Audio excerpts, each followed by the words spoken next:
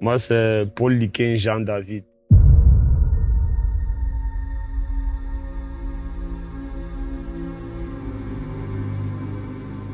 En fait, j'ai commencé la châtinaculture comme un loisir parce que je suis là un grand consommateur d'escargots.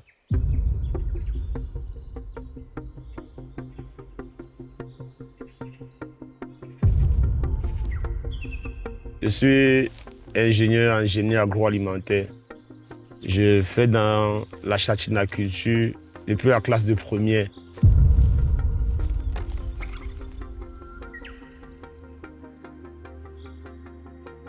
Chez nous, les Mbamois, nous, l'escargot, c'est une nourriture traditionnelle.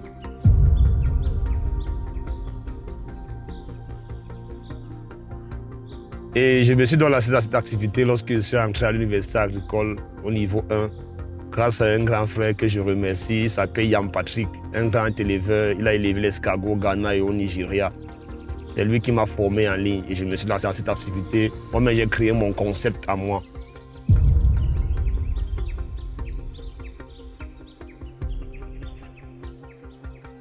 Mon concept que j'ai créé, c'est de construire l'escargotier artisanal et l'escargotier moderne. Je construis l'escargotier moderne avec du bois, avec des papins, et l'escargotier artisanal avec les roues de voitures et de camions. Nous avons comme ça une vingtaine.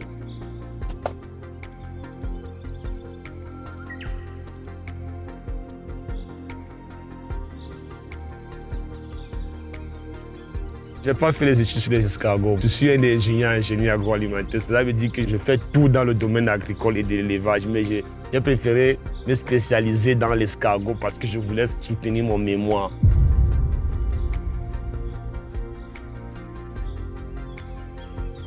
Je voulais faire un mémoire là où je devais avoir la mention parce que je sais qu'en soutenant sur l'escargot, il est impossible de ne pas avoir la mention parce que je suis calé dans mon domaine.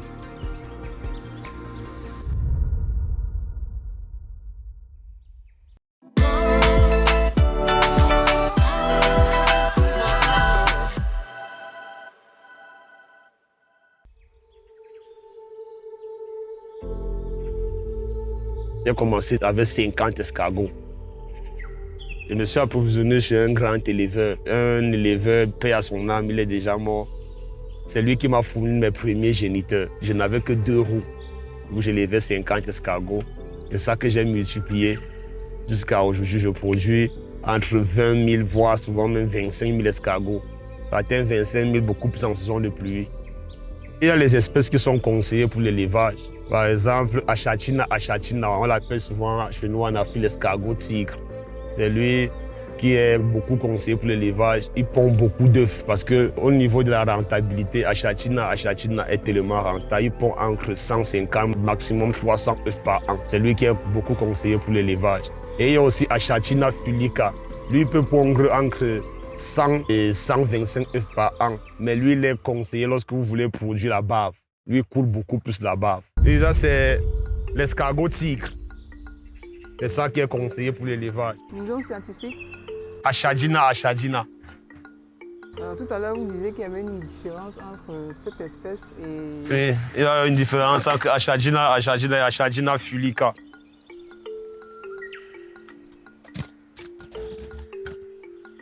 Achadina fulica, lui, il a le bout pointu et la chair noire.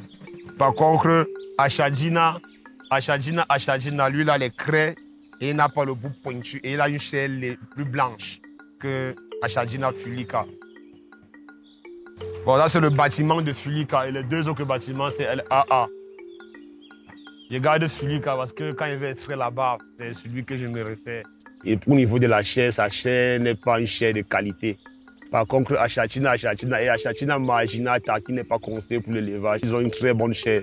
Achatina marginata, on l'appelle généralement le plus grand géant africain. Parce que lorsque vous voyez Marginata à 3 mois et Achatina à 3 mois, vous voyez que Marginata est plus gros que lui. Bon, c'est le plus grand géant en Afrique. On les appelle les géants africains, mais Marginata, il est le plus grand géant africain. C'est lui qui n'est pas conseillé pour l'élevage. On le trouve beaucoup plus dans nos forêts en brousse.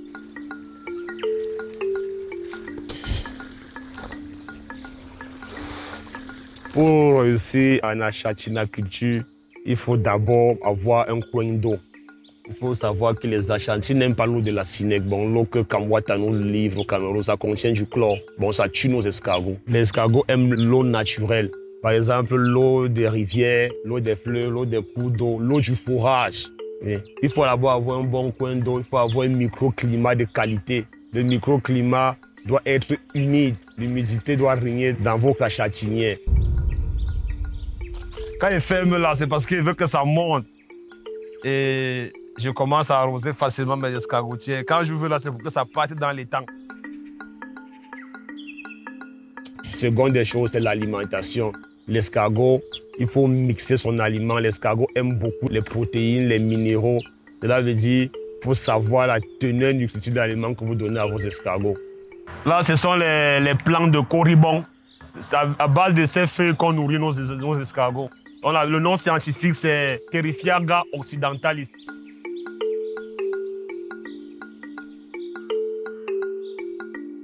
Moi, j'ai essayé de réussir mon microclimat en plantant les arbres. J'ai planté beaucoup d'arbres fruitiers derrière là. Je les ai cirés pour que quand les arbres auront déjà 3-4 ans de vie, le climat doit régner. J'utilise aussi souvent les feuilles de plantain et les fronts de plantain en eux-mêmes pour essayer d'humidifier le site.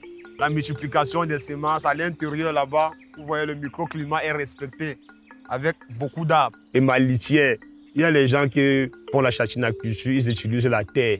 La terre, ce n'est pas une bonne litière. La terre, en saison sèche, si vous n'arrosez pas, ça durcit. L'escargot ne s'épanouit pas. La meilleure litière, c'est le copeau blanc. Moi, j'utilise le copeau blanc, non seulement parce que ça garde l'humidité, ça permet à l'escargot d'infiltrer à l'intérieur, partir chercher ce qu'il a besoin. Bon, le microclimat dont on est en train de parler. Il faut savoir que le copeau rouge contient les microtoxines.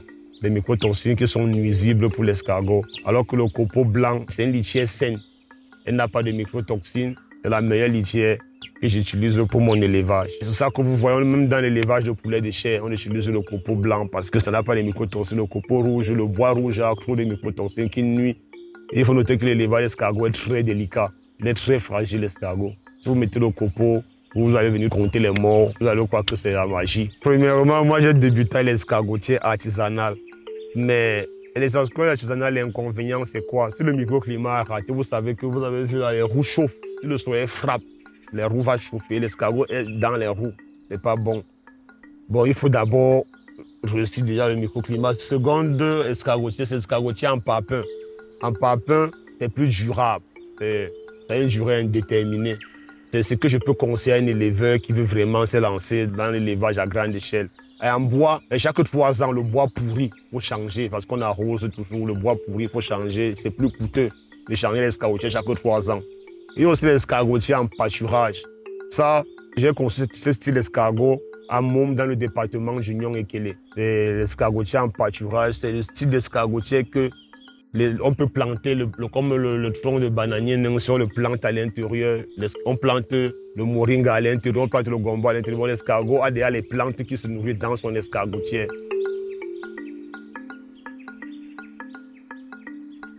Il n'y a pas de normes pour une quantité d'escargots. Ça dépend de la quantité que vous voulez lancer. Secondo, ça dépend aussi du type de terrain. Avant de construire l'escargotier, on doit aussi analyser le sol pour voir la teneur nutritionnelle du sol. Si ici là, les escargots en saison sèche peuvent résister. Vous avez remarqué que ces deux modèles, il y a un escargotier qui a 3 mètres sur 1,5 et d'autres qui a 1,5 mètre sur 1.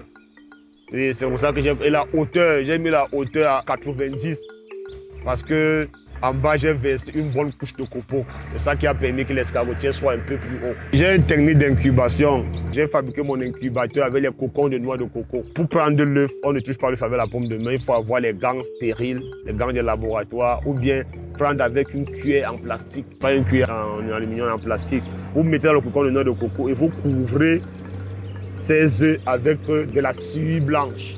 Vous posez ces œufs dans l'escargotier, dans un endroit qui est franchement humide. Après 2 à 3 semaines, vous aurez un taux de réussite de 90 à 100%.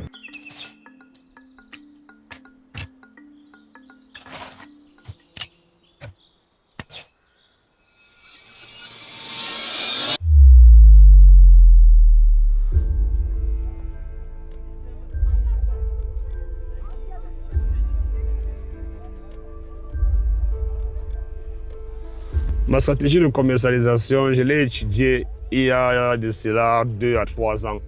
J'ai fait un questionnaire d'enquête dans les restaurants, dans les hôtels pour sensibiliser déjà les gens à manger l'escargot, pour leur montrer les bienfaits de l'escargot.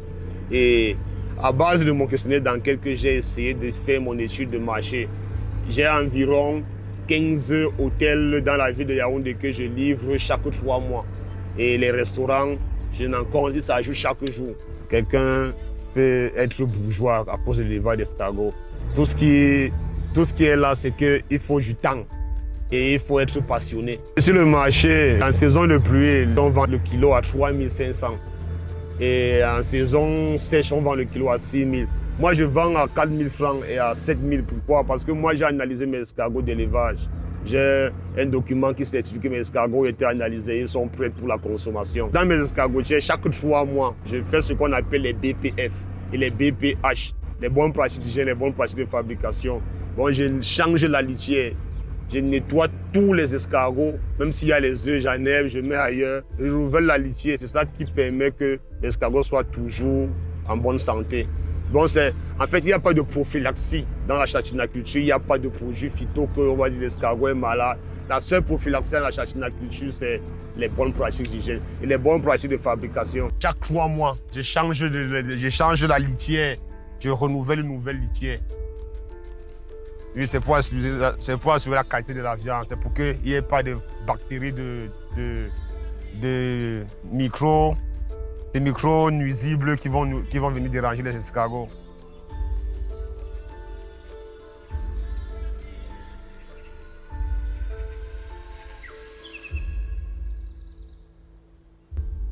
Il faut noter que les escargots sont végétariens. J'ai prévu quand même un potager là où j'ai planté les plantes que les feuilles de moringa, l'escargot adore. Parce que les feuilles de moringa contiennent le calcium, légèrement du calcium, énormément de protéines, de fer et de zinc.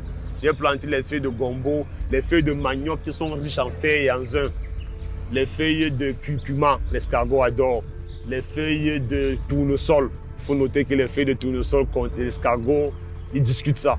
J'ai planté quelques feuilles de tournesol un peu plus haut. Et secondo, je me ravitaille aussi souvent dans les marchés. Je pars ramasser la partie blanchâtre de la pastèque, là où on vend les marchés de fruits par exemple. Je ramasse les pommes de terre, que je trempe d'abord 30 minutes dans l'eau avant de donner à mes achantines. Parce que j'ai peur que ces produits peuvent avoir les pesticides. Je trempe 30 minutes et je mets souvent une cuillerée à café de bicarbonate qui va dissoudre cela. Et il faut noter que les escargots n'aiment pas les produits qui ont les pesticides, ça les tue. C'est ça qui cause la mortalité des escargots. J'ai prévu un potager. Au cas où je ne peux pas partir chercher l'aliment dans les marchés, je les nourris avec le potager qui est prévu pour eux. Avec la chair, je vends d'abord la chair dans les restaurants, dans les hôtels. Il y a la bave.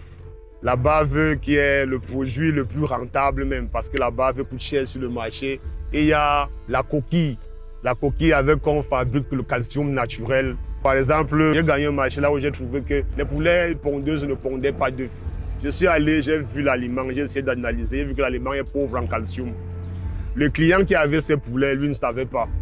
Moi, j'ai utilisé les mots techniques, je lui ai dit qu'il faut la quichine. La quichine qui est le calcium même déjà écrasé. J'ai fait mon devis, je suis venu écraser mes propres coquilles d'escargot, je suis parti mixer avec son aliment. Après 2 à 3 jours, ces poulets pondaient les œufs d'une quantité industrielle que lui-même, il se croyait seulement que j'étais un sorcier. Et il y a plusieurs techniques d'extraction. Il y a la technique d'extraction pure, qu'on n'ajoute aucun additif. Bon, c'est le goutte par goutte. Il y a la technique d'extraction à grande quantité. On ajoute légèrement du sel. Et il y a le tamis à pression qui presse la bave. Ça, ce sont les techniques qu'on a utilisées en laboratoire. C'est ça qui permet d'avoir la bave en quantité industrielle. Avec 1 kg de viande, vous avez 1 litre de bave. J'ai une technique particulière. C'est avec ça que je vous ai dit que j'utilise le tamis à pression. C'est un matériel qui me manque, mais je profite souvent quand je pars au laboratoire pour extraire ma bave. On appelle ça l'IMPM. C'est à l'intérieur du ministère de la Recherche scientifique. C'est là-bas que j'ai fait mes travaux de recherche. Ils ont approuvé ma stratégie d'extraction de bave. Il faut chercher les parties prenantes pour que ça soit au moins même dans la norme camerounaise. Pourquoi pas? Pourquoi pas la norme internationale?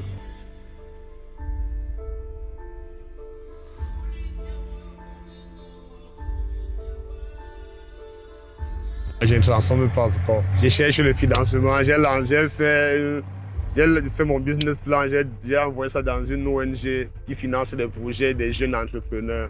D'ici peut-être 3 à 6 mois, peut-être j'aurai un financement de 6 millions qui va me permettre d'agrandir mon élevage. Et nous sommes situés à Mbomman derrière Don Bosco.